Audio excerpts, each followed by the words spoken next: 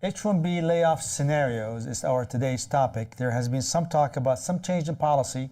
We want to take 10 minutes of your time to discuss it, share what we know, remind you of some of the rules, and then take questions from you today,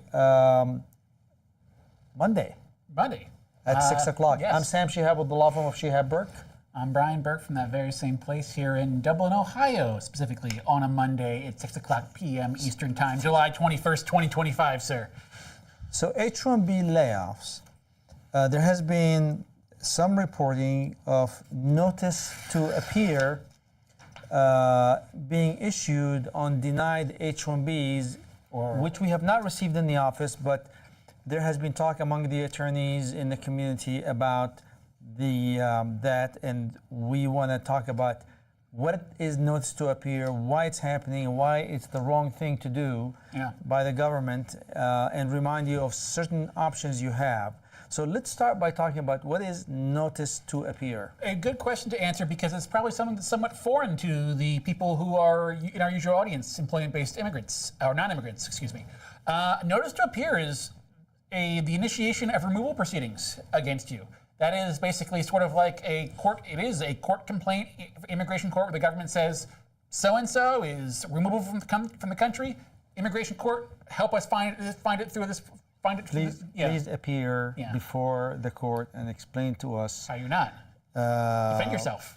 Why we're wrong about us believing that you need to leave this country. Yeah. That's the notice to appear. Yeah. And it's an official notice. And if they're issuing a notice to appear on H-1B, you know, people blow things out of proportion. It could be a unique case, a unique scenario. There has been some special circumstances, and then things snowball. I haven't seen it, and it's the incorrect. Why is it the incorrect thing to issue on normal H-1B denial, Brian? Well, I'm hearing about this on H-1B withdrawals, but the answer is the H-1B grace period. No matter what, if you are, what does the H-1B grace period provide? It's that when you're not employed by your H-1B employer for a period of 60 days up until the end of your I-94, whichever's earlier, you're still considered to be in lawful non-immigrant status. So if you get laid off by your H-1B employer and they send in a withdrawal request to USCIS, you're not out of H-1B status. You have probably at least 60 days. Likely 60 days, unless they terminate you at the very end of your approval period. Because you never get, you get at least to the end of your I-94, maximum 60 days. So that's it. You're not out of status until you've gone beyond that grace period. And that's why notice to appear would be inappropriate, because you're not out of status. At the time it's issued. Yeah. And therefore, it could be, you can ask the court to terminate that notice. Yeah. Now, you talk about withdrawals. Yep. Quickly. Yep. Explain it. Explain what you were saying. Well, you guys might not think about your employer anymore, your prior H-1B employer, when you leave a company, but when an H-1B employer says adios, goodbye to an employee, they're supposed to withdraw the H-1B petition by sending a letter to USCIS saying, hey, this person no longer works for us, we withdraw the H-1B. Okay. And is that an impact on somebody getting a notice to appear or being in deportation as a result of that? That's what sort of the rumor mill is out there.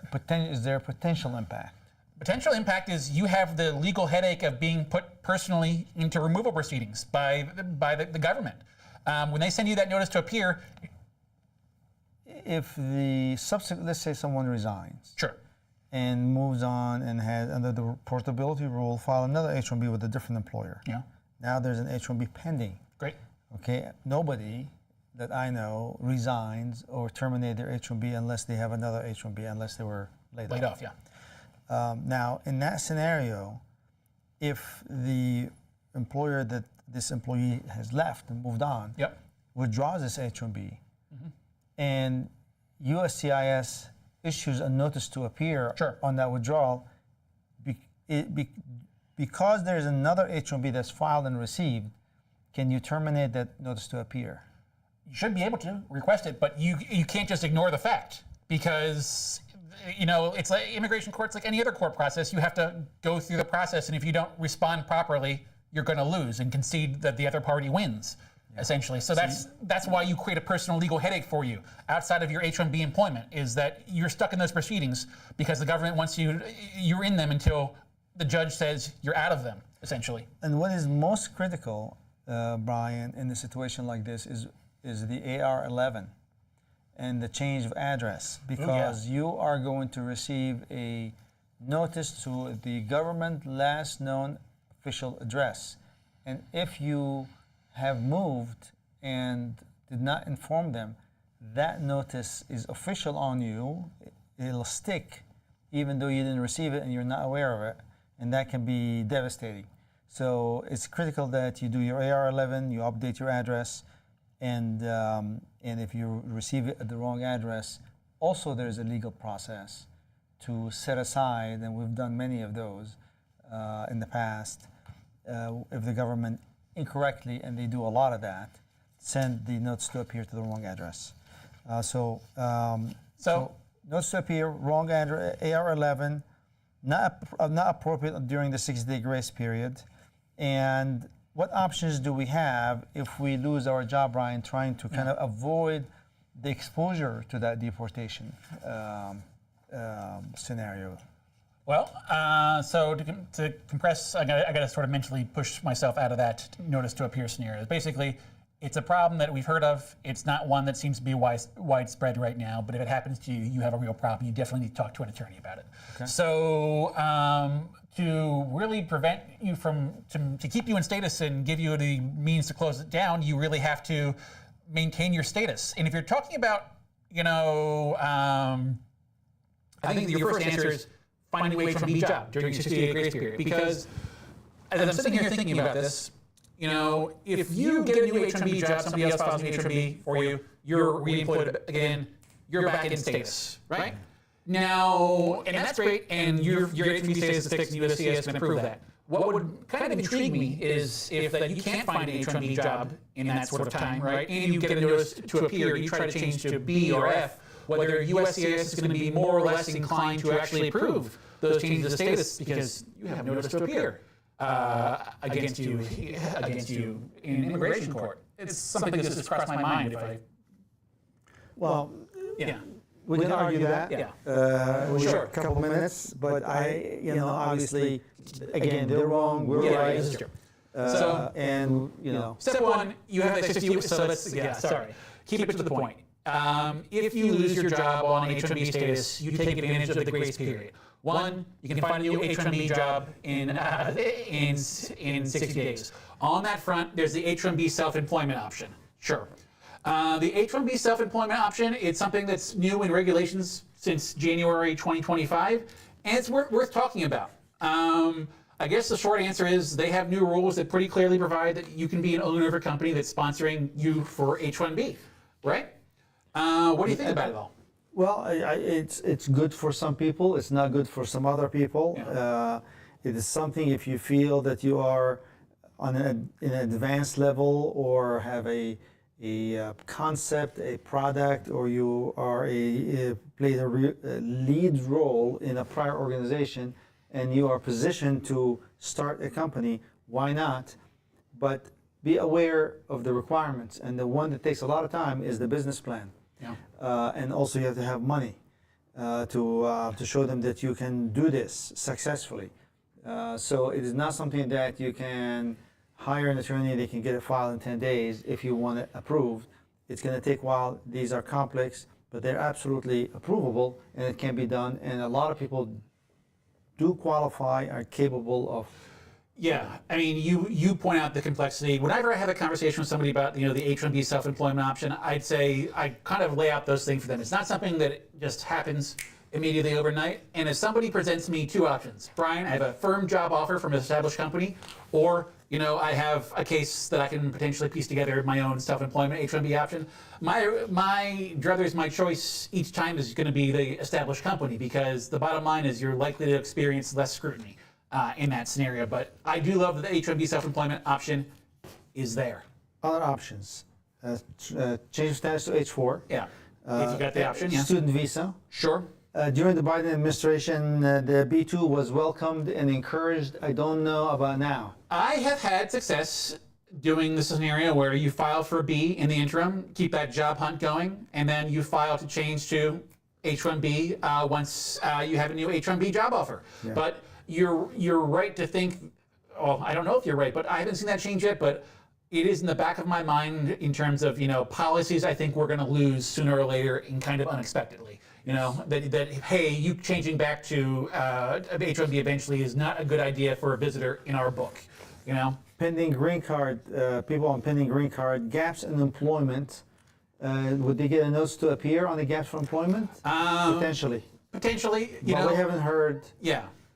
We haven't seen it in this office. Let's put it that way. Yeah, I mean, if we're talking about pending green card scenarios, in theory, if you have an H-1B, or if you're on H-1B and you have a pending green card, if you take away that H-1B, you lose that job. In theory, you have that pending green card. And the EAD that comes with the it. pending green card, associated EAD, to keep you living and working in the United States.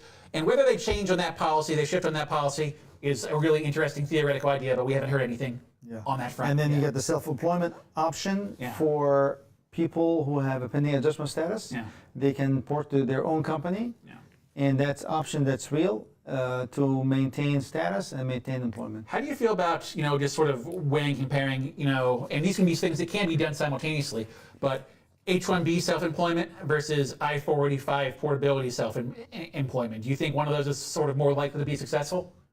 The rules and the requirements for the I-140, I-485 self-employment are easier. Yeah. They're simpler. Yeah. They're written for success. They're written for them to work. Not difficult. We want you to be able to stretch your wings and go out into the world, find different jobs. Don't stick you to that employer forever. Yeah. Yeah, but not everybody has the luxury. Yeah. You take what you get. Yeah. I think I'd agree with that because, there's a lot of hoops to jump through to be an H-1B employer, and just the LCA alone itself, the promises you make there can be difficult to. And the duration is shorter, and there's going to be site visitation, and you need a business plan. None of that is required in the I-140. They're pretty forgiving on the I-485 portability to self-employment policy. That's for sure. Yeah. All right, sounds good. So we went a couple minutes over 10. We're trying very hard to keep it under 10 minutes to kind of keep the information flowing here and concise. And we're going to take your questions next, and we're going to look at immigrationquestions.us. Is another portal that we own that we also get questions. A lot of time we will reply to people directly, so no questions will be unanswered on immigrationquestions.us, whether directly or through here. And if we miss your questions, you can definitely bring it to our attention. Yeah, and I'm going to maybe start with a live one here, but I thank the good people Yeah. for putting in some questions from immigrationquestions.us. That means they were listening to me when I was live here last week. Yep. So from Saif Khan. Hi, my EB2 I-485 is approved. I want to ask how early I can change employer if I find a better opportunity. How does it affect my naturalization process later? Well, I'm going to start by asking you a question, Sam. I'm going to say, is there a policy that says when you're allowed to change employers after you get your employment-based green card? There's no policy. Yeah. There's no policy. So we follow general guidelines, and also there is no documented concern or a scenario in which they dig into your change of employment during the naturalization. Yeah, I haven't gotten that. Yeah. I usually explain this to people and I say, you think about the I-485J form, for example. When somebody hands that on your behalf, that employer is saying, yep, I'm offering this work, and you're saying, I'm intending to take that. And implicit in that is maybe a good faith requirement that you don't leave that employer immediately upon getting your green card, because you're saying that's what your permanent job in the United States is. But as sort of alluded to by Saif Khan here, is if you find a better opportunity, a different opportunity, something that offers you something better or more,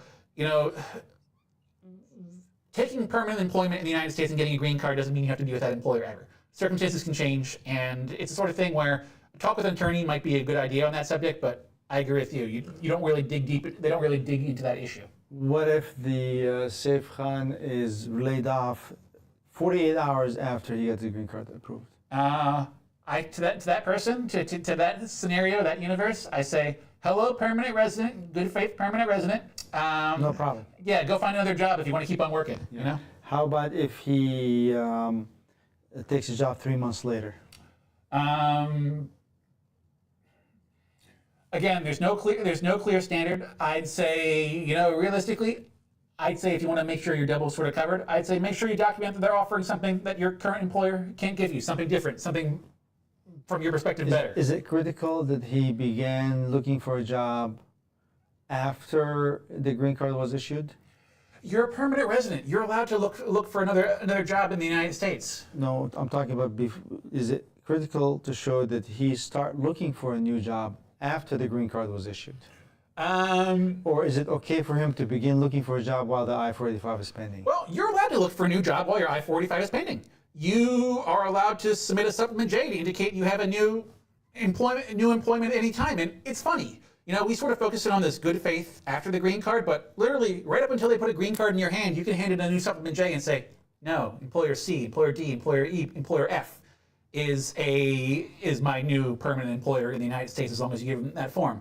So I think that just sort of highlights the fact that there's no clear policy. I think they'd have a real lot of trouble complaining about you changing jobs after you got a green card as long as you took that job in good faith. I think there's two things here to kind of simplify this, because this is really an important topic and people don't have a good clarity on it. Mm-hmm. And the reason they don't have good clarity on it, Brian, is because there's no good rules and there's no guidelines. Sure.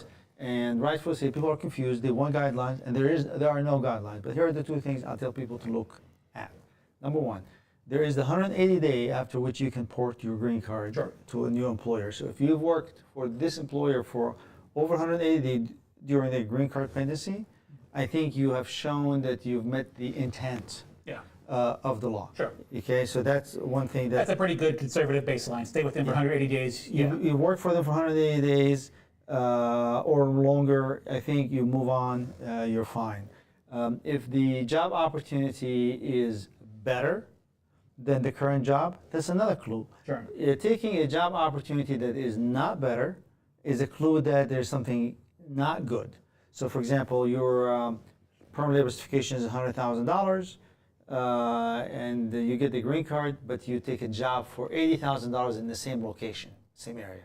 That doesn't make sense. So it has to make sense in terms of if there's any fraud or misrepresentation, clues for that. That's what they look for. Now, how often is that scrutinized? Not at all, Brian, but this is different times, so you have to be careful. Yeah, I'm going to basically, here's the simple takeaway.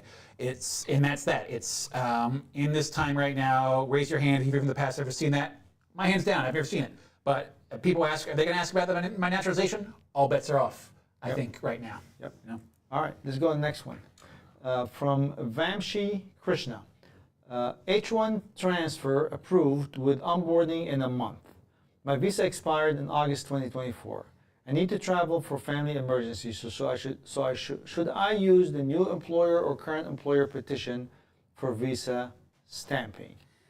That's a good question. I think the answer it's a good one, but the answer depends on how long you're staying outside the country, when you're going to come back, right? Well, and I don't think he's going to be able to get the stamping appointment and come back within the month. That's not realistic. Likely so, but I'm going to think about what other, So there is some, assuming that he can get an appointment at the consulate, assuming he can get an appointment at the consulate within a week, and he leaves today, and then now he's next week at the consulate, he's taking care of business for family emergency, and now he's appearing before the consulate. What should he do? But I'm going to tell you what he should do. You basically go in and say, I have two jobs. No. I have a job until this date. Here's the I-797 for it. I have a job at this beginning on that date. I have both of them. Here they are. Here's my evidence of my current job and pay. Here's a letter from the new employer. Please issue me an H-1B visa stamp for 3 years. That's how you do it. Yeah. I think the practical issues, like you said, are you going to get an appointment and stamping that fast on short notice, and that would be the unlikely scenario. But I think you're going to be getting a visa stamp that is tied to your newer H-1B for the record. Yeah. All right. So VK, Brian. Oh, this is the same question from Vamshi. VK. I think this might stand for Vamshi Krishna. I think this may have came from two different accounts, two different platforms. That sort of thing. Sounds good. So we're going to take this one off the screen here, and let's head over to immigrationquestions.us, which is that's it. Let's see if Alyssa, our good friend Alyssa, fixed this thing for us here. Hey, there she did. So let's see what we got here. And last time I was in here was the 16th, which means this. Oh, geez, we got lots of questions here. Make sure this is a fresh one. Oh yeah. I'll take this question live right here and put it in the old,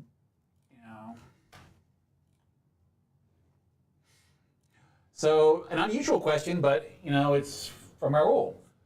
Will I be able to hire you as my attorney to go to my green card interview? The attorney that originally filed has retired. How do I book an initial consultation?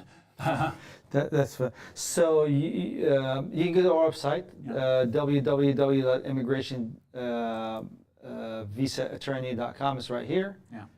Or you can go to immigrationquestions.us. There's a link to get in touch or contact us for consultation. You complete that, submit it. You're guaranteed to receive a response from us. Short answer for our goal is I think you missed the link in the immigrationquestions.us US website. That's for sure. And then, or you can call the office 614-791-0500, and there's a process to get you into a consultation right away. Yeah. So next one we have here is great. From this question is from somebody who goes by the name of Lepidus, Lepetus. I am from one of the countries under the full travel ban. Priority date 9/2022. I-140 approved for EW. Any hope suggestions? So, if he's here in the U.S., he's here in the U.S. Yeah. There's no issues. Yeah. You can't leave now. Priority date 2022. I-140. I'm assuming you're working. Obviously, if you have an H-1B, your H-1B may receive shorter duration approvals. That's what they're saying. That might happen. Yeah. But it is what it is. You just gotta hang in there. At least, I am confident if we have a different administration that this travel ban may disappear. Yeah. You got a priority date, and that priority is ongoing and continuing. So there are hopes. Well, I'm going to elaborate more on this. That priority date of 9/2022, is that a current priority date? As I go to the visa bulletin and presume, that's got to be a rest of the world country. Because if that's a current priority date, you have a bit of a problem. Because when that case goes to the consulate and the consulate doesn't hear from you, that can potentially cause USCIS, the I-140 petition to be sent back to USCIS for cancellation, right? So he is in the U.S. I'm not sure. I'm assuming he's in the U.S., but he can help us out. But that's not clarified. Yeah. So if you're in the U.S., answer it that way. Yeah. If you're not in the U.S. If you're in the U.S., maintaining status, you adjust status. If you're outside the United States, you got to basically probably keep in contact with the NBC to keep that case alive and maybe wait out the travel ban, essentially. Yeah.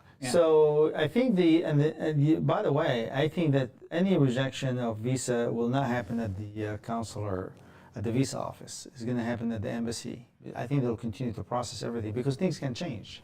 You think they'll just take it, so basically you're saying this person's likely to be able to apply for a visa, go through the NBC, complete the DS-260, upload documents, and then the consular office says, welcome, thanks for your couple $100 of visa fees, you're denied. If his country is on that list at the time he appears at the consulate a year from now. Yeah. Okay, so a lot of things can happen. This is true. His country can comply. His visa can take 3 years to complete. This is very true. Because if the case is active, and this is what it requires good planning with an experienced attorney, because the visa will not be canceled as long as there's activity on it during the year. Yeah. So you can be slow in moving forward. And fundamentally, if you're keeping that process alive, aren't there exceptions to the executive order for basically plead your case? Not only are there are exceptions, but there are also a moving target. These things can change. Yeah. Yeah. So So there's definitely hope. Yeah, I think the general answer is keep that case going because circumstances might change that might make it approvable, essentially, right? Clearly, you need to work with an experienced lawyer who's willing to put the time to help you out with this case. Yeah. So let's check this one out here. Thank you for keeping these. So I'm going to have to refrain from putting this up on the screen because it's a long one. Maybe I will Here we are. Sam and Brian. My daughter's category is an F1 family base. She is a Canadian citizen, country of birth India. Documentation submitted and completed and just waiting for the interview. Priority date June 2017. So this is a F1. I think it's at the, well, yeah.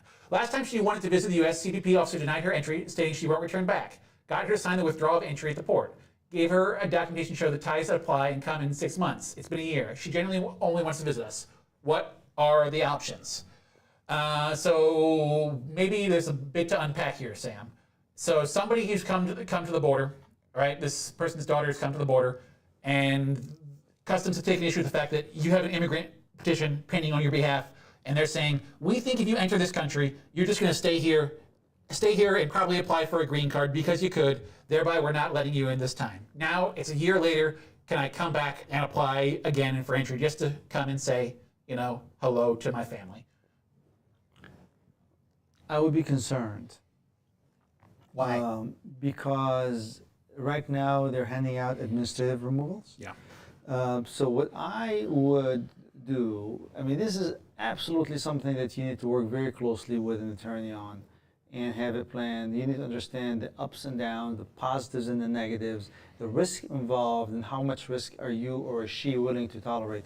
But one strategy to me would be to attempt to enter by land from Canada, not to trick them, but you have the turn around and leave. A better opportunity for a conversation. And you can just turn around and leave. They may say, well, no, we're not going to give you a visa, sorry. Yeah. And you can say, absolutely, I can turn around in my car and leave, and that is less costly, less Well, I want to stressful. highlight, the concern. So when somebody comes to the border and they don't make it into the United States, I guess there's two options that I'd see. There's, hey, we don't think you're eligible to enter the United States in the category you want. Do you want to withdraw this request to enter? That's not so bad. They send you back to your home country. It's a no hard feelings sort of scenario. But you mentioned in passing administrative removal. And basically it's, no, we're not going to let you withdraw your request. We're going to remove you from the country. And that can come with a ban. And that your concern there is essentially, and correct me if I'm wrong, that can really complicate the visa application at the consulate, right? And that can be triggered by trying to, or at least the customs feel that you're being tricked. Yeah. Or you're hiding, or you're not telling the truth. You may want to, you're hoping that they're not going to look up at the record and they ask you, have you tried to come in before? And you say, no. You're just trying. You're stressing me out. Don't even paint that scenario. You understand? But yeah. You understand? And they don't mean it, but it happens sometimes. So you need counsel. Yeah. You need counsel. You need counsel on this 100%. Yeah. That's Yeah. Yeah. Okay, let's check this one out here. Thank you guys for all the fun immigrationquestions.us questions. Apparently we were lucky folks over the weekend who just were so happy when you guys gave us lots of them. So this might fall into one that's a bit too long to fit in here, but it's a classic question about visa spillover. How does spillover work from family visas to employment-based visas? Can you please explain in detail? I understand the basics like 480K total family-based visas available, including immediate relatives of U.S. citizens, with a minimum of 226K reserved for various FB categories. Can you delve into the nuances of how spillovers from family-based employment to employment-based occur? Well, I can tell you one thing. Yeah. Every time I discuss it live, I go first and refresh and read, because this is not really law. This is really how sausage is being made, rather than how to cook the sausage, if you will. Yeah. But we'll talk about it anyways in general, and maybe we'll promise to. Yeah, we haven't done a deep dive upon like visa availability for a while. But the spillover happen is when you do not use up all these visa numbers at the fiscal year, and then you have at the end of the year. and then there's a number that's passed on to the employment base. But to delve into the nuances of it, that's an excellent discussion that requires a little bit of preparation. Honestly, I have a pitch for not it's a good question, but here's my pitch for not really worrying about it, because we don't have the means to control it. The Department of State is going to do what they do. They're going to tell us give their divine touch to say, here's the visa availability for employment, and to challenge it, to microanalyze it in it, it is a Pyrrhic task. It's one that you're never going to achieve any fruit from. Is my problem with it. You know, Yeah. you're not going. It's very unlikely that you're going to change the circumstances. You catch them in some sort of aha moment where they're going to say, "Oh, it turns out we did it wrong." Yeah. Are we going to answer one more here before we end? We have one more here, so it's a good way to wrap it up. Okay, so let's do that. Yeah. Here, I think we have a just enough space to fit this in one of the. Oh, I should have taken that last one down, but there we are. Not too much space. I'm going to take this one down, and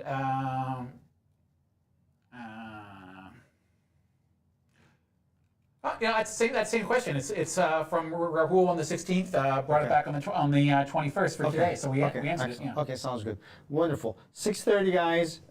We promise to give you half an hour twice a week, so we will come back Wednesday at 6 o'clock Eastern Time and do another half an hour and spend the first 10 minutes discussing any topic of interest, and perhaps maybe we'll talk about maybe spill over or something. Yeah.